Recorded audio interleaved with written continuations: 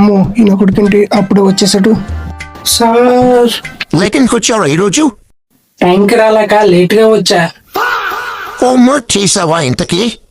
చేసా సార్, కానీ ఇంటికాడ బుక్ మర్చిపోయా. అంటే నువ్వు చేయలేదు. అమ్మో ఈయన కొడుకు ఎలా కనిపెట్టారా బాబు, అడ్డంగా దొరికిపోయానే. బీడి వరా హాలిడే ప్లాన్ సార్.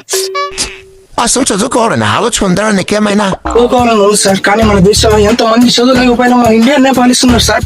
వాళ్ళ నా ఇన్స్పిరేషన్ సార్. ఇలా అయితే లైఫ్ లో ఫెయిల్ అయిపోతావురా. ఇందాకే చెప్పాను కదా సార్, మన దేశంలో చదువులేని వాళ్ళు మన దేశాన్ని పాలిస్తున్నారని. అది నేను ఒకవేళ రేపు సీఎం పిఎం అయితే ఆ ఊహ ఉంచుకోండి ఎలా ఉంటుందో. శ్యామని నేను ఆంధ్రప్రదేశ్ రాష్ట్రాన్ని అప్పుల్లో నెట్టేస్తానని, సెంట్రల్ నుంచి వచ్చిన నిధులను దోచేస్తానని, ప్రజలకు ఇటువంటి సాయం చేయనని, రాష్ట్రాన్నంతా దోచేస్తానని, వాటితో వేరే దేశాన్ని చెక్కేస్తానని హామీ ఇస్తున్నాను. I already plan sir. మీరు కూడా ఒకసారి ఊహించండి సార్ ఎలా ఉంటుందో.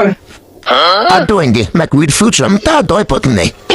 రావాలమ్మా రావాలి, బందరు కోనేరు సెంటర్, చిలకలపూడి, పెడన, రావాలమ్మా రావాలి. ఈ నా కొడుకు ఫ్యూచర్ నాకు బాగా అర్థమైపోతుంది. ఏంటి సార్, నేను రేపు పొద్దున ఫ్యూచర్ లో ప్రమాణ స్వీకారం చేస్తున్నట్టు మీరు దాన్ని చూసి తట్టుకోలేకపోతున్నట్టున్నారు. ఆ ఊహ ఇక్కడ అదిరిపోయినట్టున్నాయి. వెరీ వరా వెరీ వా. Thank you very much sir. రేపు నేను సీఎం అయిన తర్వాత మీకు చెప్తాను.